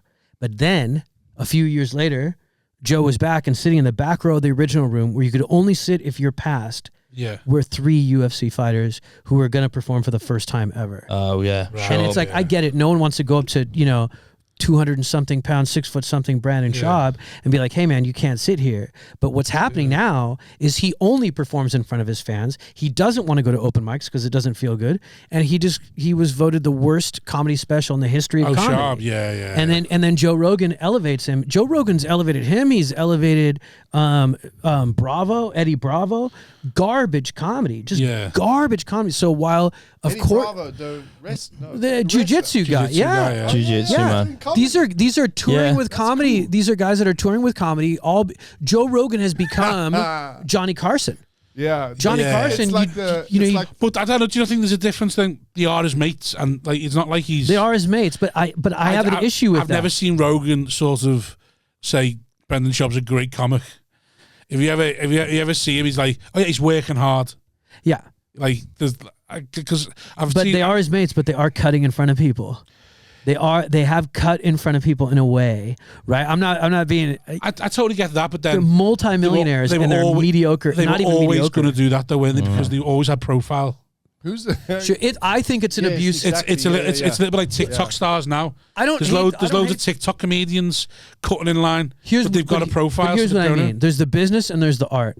Yeah. I don't mind Joe going, hey, I'm going to help my friends with the business. I am free to do with my business whatever I want to do. Yeah. 100%, I agree with you. But when they start cutting in front of line in the art, then I get mad, because you're stopping other people who do have artistic ability, who do have a voice, who do have talent, who aren't getting opportunities because of these guys gobbling up. Who are they stopping? What are they stopping? No, I get it. Like, because if he's doing the spot and he's not that, there's someone who would otherwise have done it who's like a every spot Brandon Schaub does is a waste.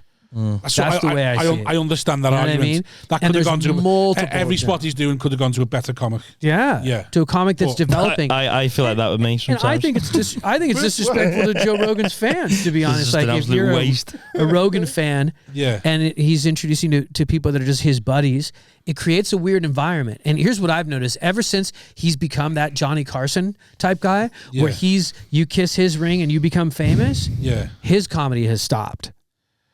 I don't know. I feel like his last special was his best one. When was his last one? Yeah, it was a couple of years ago. Things. Yeah. He had the blue shirt on, I think. Because I'd never rated him. Yeah. Like Joe Rogan, if you listen to this, I'd love to do your podcast. I'm lying now. But I've never really rated him as a comic. Yeah. And I thought his last special was actually not too bad. But like as a comic, because I always, when people ask me about Rogan, I was like, well, in terms of comics, he's the worst one. But here's what I'm saying. If you went to a restaurant, right, and this restaurant was so good that they put it in an arena, and 30,000 people came to eat at that restaurant, and then you left that restaurant and you go, that wasn't too bad, you'd be like, this was bullshit. What? Why did I just? His fan base exceeds his ability, and there's nothing wrong with that. With Rogan, and I get it. That's inevitable for everything, though, isn't it? 100%. And I think what he did is a good thing, because he showed us he brought in fans from outside comedy. Yeah. His fans are not regular comedy fans. They're fans of live entertainment. They're fans of UFC. And then they came. There were some that were both, but for the majority of other comics, dude, he sells out stuff faster than Burr. Yeah, but I don't want to be performing to just comedy fans. Say it again? I don't want to be performing to just comedy fans. You don't want to be? I don't want to be performing to just comedy fans. Yeah. Well, of course not. It's a good thing that he did that. I don't like the idea of when you go to certain like clubs and it's like such regular audience, like yous aren't common. Yeah. You're no longer the common sort of like man. No, but these guys are UFC fans. UFC. That's what I mean. Is they're fans of communal entertainment. Yeah. And those guys. And here's the thing that it taught everybody that's a marketer is if you pick someone who says I'm a fan of comedy, you might be picking someone who never leaves their basement watching comedy. Yeah. They just watch comedy on YouTube. But if you select people who are fans of live entertainment, whether that means going to see live sports, going to nightclubs, going to see live music, those people are more likely to go see live comedy. I want fans of things that are live. That's what I want. Those are my fans. And that's what Joe Rogan taught me. And God bless him for that. And I think he's a brilliant business person. But as far as the art goes, I think he's hurt the art a little bit. I think that there's been an abuse of power in the sense that he's giving people fans and sold out specials and sold out runs and tours that aren't necessarily giving the fans any other names what they deserve. Yeah, but do you not think if I might. do you not think by him breaking that ceiling then allows everyone else? I think it's beautiful. I think it's the first people that are going through might be sharp and not doing it. Yeah. Then the next set of people going through fully deserving. I totally agree. And I love what he's done, but I don't like the effect. I completely understand what you're saying. I don't like the effect. I'm getting. I think a lot of the podcasts that orbit his podcast feel the same. Yeah, they all feel the same. And when those cats do stand up, it feels the same. Yeah, but then when you get a unique voice from that gets springboarded. But here's what happens with the unique voice. If you look at Theo Von. The unique voice. He's been springboarded off the back of them because he's so unique. He was already ripe. They were using Theo Von to elevate their credibility. It wasn't the other way around. No, but it benefited him. It benefited Theo Von in terms of profile, though. Yeah, of course. He didn't have a high profile. And then when he's on these podcasts with Schaub and that, he just makes them look ridiculous. Like, makes them look ridiculous because he's brilliant. I would argue the same with Bobby Lee. Bobby Lee's another comic who's brilliant and marinated and just funny bones. Yeah. And just eclipses these guys. But then and it got to the point where Brandon Schaub was fighting with Bobby Lee and hurting his money and threatening him and hitting on his girlfriend. It was just gross. He's a foreign body in comedy soup, and I don't mind that. I don't think that's a terrible thing. But but it is the part of Joe Rogan that I don't like. I do get what you're saying, because a part of me, when Brendan Schaub and that does do comedy, I get it with some people, full stop. I do have a fit in me goes, this isn't for you. Yeah. And like Brendan Schaub was never like, He's in it I for the think money. comics I think the best comics, and I think most comics that when you're in agreement with, we tend there's something wrong with us. Something's happened at some point in our life where we've gone, and then we end up doing comedy. Yeah, like it might be like you're a loser, you were bullied or whatever. It's all, we all have different paths, but something along that path, something didn't go right. And for Brendan Schaub, it's like nothing in your life's probably not gone right. I mean, what do you, from a business perspective, it makes perfect sense. He can't fight anymore. Mm-hmm. His fighting career is over, but he still has fans. Yeah, fans that are willing to pay money to see him live. And then in LA, everybody goes, just do stand up. Yeah. That's why there's so many porn stars. Yeah. There's so many ex-actors.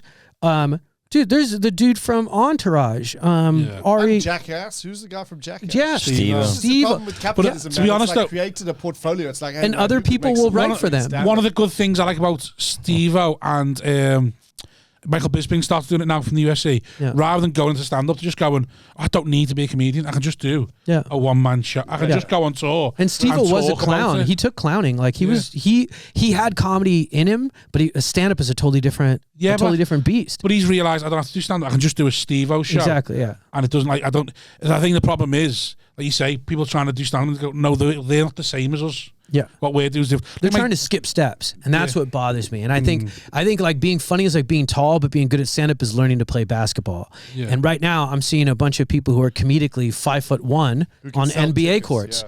Who are selling tickets, but they're on NBA courts. And I'm going, I like a higher level comedy.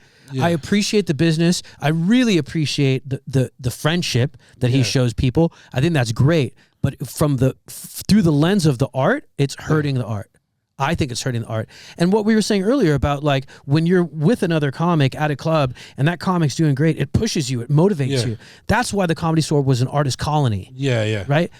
But now that's changed because now the guy next to you just has tons of followers, but is not capable at all. Yeah, but now, to be honest, if I'm a decent comic though, I'm thinking, I can't wait for you to go up. Yeah, because you filled the room, and you're going to go up, and I'm just going to take you. And at the end of the night, your fans are going to be following me because they're going, he was brilliant, other things. Because like I say, part of me is just things like that as well. But we have gigged together. I got you on WhatsApp. I just looked. Oh really? Yeah. Where was it? A comedy carnival in London. Oh, was it? Yeah. I knew you looked familiar, dude. But then I looked at your WhatsApp. It's not you anymore. So I don't know if I got it wrong. It's a lady. Oh, is it a 2 and 3 number? Is it LA? Yeah. Oh, this was a long time ago.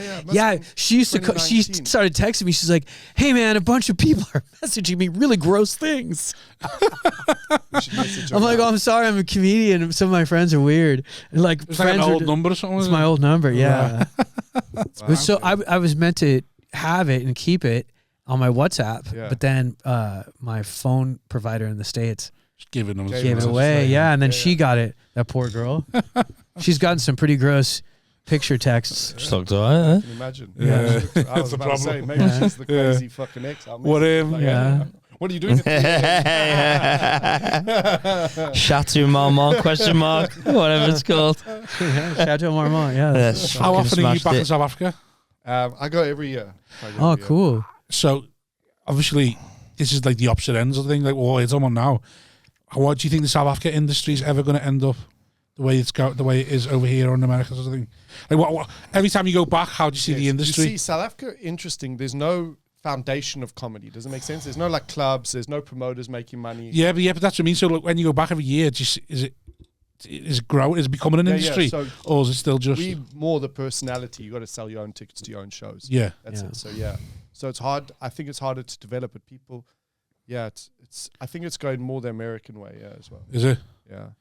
And did you feel an industry starting there though? Whenever you go back, is there more comics? Is there more clubs? Like, do you feel an industry getting going? Or the thing is, there's a big the comedians. There's so many, and they're really good. Yeah. But there's no business behind it. That's the difference. Yeah. So it's all art, no business. Like there's maybe 1-2 promoters, man.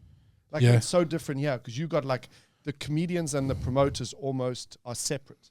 Yeah. You do get some comics who run stuff as well. Yeah, yeah. But in South Africa, it's very much everyone's more a comedian. and you're fighting to find places to perform. So it's a lot of like, most of the nights, it's something you put on. So you'll run a gig, you'll run a gig, you'll run a gig, and we all do each other's gigs. There's no like, I get it. there's no full-time comedy venue now, actually. Well, that's what I'm saying. Have you not done right? You mean after COVID? Oh, Right. wow. COVID I did the last weekend at Parker's in Johannesburg before COVID struck, and the weekend before that, I did 2 weeks at Cape Town Comedy Club. Yeah. So they gone. Wow. Yeah, I did the last. There's no sound of them coming back, sort of thing. There's not been a boom again since. Apparently, since Cape COVID. Town Comedy Club will come back. I don't know, man. Yeah. We lost a club in New York. Dangerfield's and it's coming back. Yeah. Thank God. It's matter that it's matter that someone with such a lot of history could almost. Yeah. Dangerfield's especially. I mean, it's such an iconic club. Why did it close? Just COVID, and a lot of what I found out, like from having a couple comedy clubs, like say, hey, can you help us on the business side? Is that a lot of the guys that run if you go from comedy club to management company, these guys are like, they're all restaurant people. Yeah. They don't know much about comedy. yeah. Most of the guys that run the clubs are like, oh, I worked at TGI Fridays for 50 years, or I worked at this restaurant, that restaurant. And then when they collaborate with like the talent management people, then it's like, okay, now these are like MBAs that ran casinos in Vegas. And it's like, it's such a big gap in terms of like mentality on like what marketing is, what branding is. Yeah. When these guys tell these guys, don't just put up YouTube stars, they're like, what? It fills the room. Go fuck yourself. It doesn't make sense. Yeah, they're not gonna like. It's like branding versus sales. These guys are like all about branding. These guys are all about sales, and they're in conflict with each other. Even though at the end of the day, they both have the same goal. I think a lot of people with COVID were just like, actually, I don't want to be doing it. We spoke about Miller, like if you're it was an easy exit. Lottery, how many people break up? I think COVID, people were just like, actually, I haven't been wanting to do this. So I can hop off the treadmill. A lot of people just go, I was sick of this, and this is my time out. Yeah, it's a dignified exit. Well, exactly. It's COVID's fault, man. We were joking around on a pod the other day, but like when did you quit? And I was like, when my dad dies, because I haven't got to admit them that I failed then. You know, that sort of thing. It's like it's just a joke. Thing. Like it's a bit like, I can quit now. Like I haven't got to go back and be like, I didn't do this. Like, but it's just like COVID was obviously a thing. I couldn't. COVID just killed it. So because I know seeing some people doing comedy and they just in it because they can't fail, and it's like, but you're not succeeding either. Like do the I get what you mean. Sort of in between, just sort of surviving. Is that? You say about like YouTube stars. I obviously haven't been back to New York in a while. I'd imagine it's harder for them to survive in New York because there's so many big names and stuff that people aren't asked about the TikTok stars or the YouTube stars. I don't know. I mean, it seems like they're in a lot of the clubs now. Really? Because I just feel like through the TikTok stars. If Chappelle and Hart and Bear are going to be there like a lot of nights and stuff. Yeah. Why do you need Johnny Knoxville from TikTok? I bet there's some people who won't know who Bill Burr is, but they'll know that TikTok comedian. Yeah. I think there's some truth to that. Yeah. And but to be fair, I do think some of these TikTok and YouTube stars are starting to learn stand up. Yeah. It's just, you'd think when you look at it as a case study, you'd be like, it's going to take way longer for YouTube stars to learn stand up than it would stand ups to learn how to become good digital marketers. And of course, but I think it's like the race with the turtle in their hair. I think it's a mentality thing, the YouTube stars are actually learning much faster because they're actually trying. Yeah, and even though YouTube stars are not the greatest comics, at least they're fucking trying. It's a mentality thing. Yeah, isn't it? Whereas comedians aren't really embracing the whole idea behind digital marketing. We are. Yeah, we are fucking lazy fuckers. Yeah, exactly. That's the problem. That's why we end up comedians. But lazy's important. Lazy is the foundation of creativity. Yeah. Like I literally have in my calendar every day from 12 to 3, it's blocked out and it says be bored. I do not work but my notebook's fucking open. Just 12-3. My notebook's open. But it's those 3 hours where I just have a little bit of control where I don't let anybody call me, I don't let anybody message me, and I am a slave to my notebook. And I don't get to move. I sit with my notebook and either in a park or at a cafe or whatever, but those hours are those are for comedy. That's the opposite of lazy, though. Yeah. Like that sounds like hard work. Yeah. compared to sitting in a cubicle. It's like every day, 12 to 3. Fuck, you're dedicated. Nothing. So I wake up when the strippers wake up. It does sound fucking hard. That's not hard. Every day, 12 to 3. Yeah, I do, dude. Yeah. by blocking and doing nothing, you're doing something. So, fuck that. Dude. TikTok application. I'd be like, oh, I've got to go with me. Oh no, I gotta go to until 4. What's the attitude in America? What's the attitude? That's good. What's the attitude in America now to crowd work? Because there's a lot of I think here from afar, I'm seeing a lot of bitchiness about like how everyone's putting on crowd work clips, and it's like you're killing the art of the thing. Where for us, crowd work's always been a thing. That I was thinking on that is, I think comedy. Like if I said, I don't know if I said, like if we go, I said let's go watch some live music, right? Yeah. You'd all say to me, okay, who's playing what type of music? Yeah. But when we say comedy, you don't know. You're like, we are so at its infancy. We don't even have genres of comedy. Like, do you know? What I mean? So maybe that's just a natural evolution of people going, I like this type of comedy. I like that type. I like autobiographical, whatever it is. Do you think? Hence why the mixed bill will fade.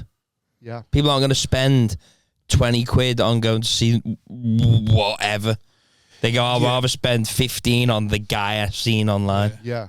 Yeah, I get what you're saying. To your question, My question was more about how so in America, crowd work's always been a bit looked down upon. Okay. Whereas over here, it's always been a part of our comedy. Yeah. It's just a standard, like it's the business. It's the presence of the business. Yeah, because you can be the greatest crowd work comic, and then a manager will be like, "Okay, what are we going to do with you? What do you have? What do you have written? What intellectual property do you own?" He goes, "Oh, I'm great with a crowd." Okay, what does that mean? Give me a live crowd, turn on cameras. He's like, "What? You want me to spend thousands of dollars, switch on cameras, and then cross my fingers and hope for the best?" So I think there's some of that.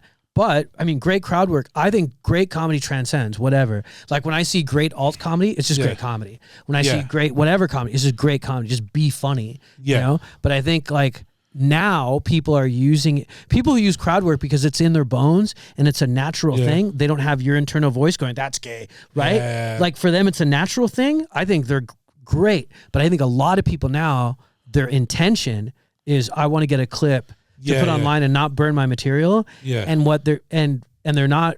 You got to really work to be great at crowd work. But when you're not good at it, it's not good. It stands out. But it breeds content, like you said. Someone inboxed me today. They were like offering me reels, and there was like the premium package, 20 reels a month. I was like, how much? It's a scam, innit? Content you think I have? I bet you these crowd workers are trying to do that, right? You can't do, let's say, 15 clips a month, 20 clips. You can't write that many. Well, I know a comic.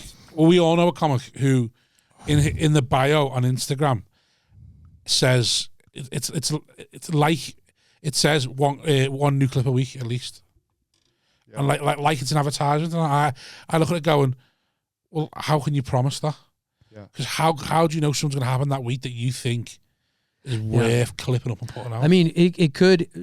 I agree with you, but it's like I think one new clip a week. There's got to be a compromise, right, between the business and the art sometimes. Yeah, but that's sometimes. But I wouldn't put it on my Instagram bio. Do you know what I mean? Sure. To me, that's when you're not an artist, and you're like, I promise you one. I see what you're saying. You're just what are you doing? Yeah. If you in your head think, I'm going to progress by putting. I'm going to progress by putting a new clip out every week. Well, he might not be an artist when he wrote that. He might be. That's his business mind. Do you know what I mean? Where he's going, I have enough to where I can put up a minute a week. You know, but I do get it, and I see it all the time now. People chase the algorithm to the point where they go, it doesn't matter if people like it or not. It matters more that the algorithm sees me put something up there, and I think that's unhealthy. I agree with you there. I'd rather put up shit that I actually like, that's meaningful to me, that matters. Wasn't there an attitude in America that you, because it was only the headliner could talk to the audience? Didn't that used to be a thing? Yeah, I mean, because in America we have a couple other moving parts. There's the check drop spot. Yeah. You know, our crowd. I think when I'm in a room in the UK that's a drunk room, they usually start drunk and get a little drunker. Yeah. In America, sometimes like in a headline traditional show, like in the Midwest or something, they start out pretty sober until right when the headliner gets on. Right. So it's tricky, and so for the headliner, you've got people who are tired, and if they're local acts and not that strong, they're tired.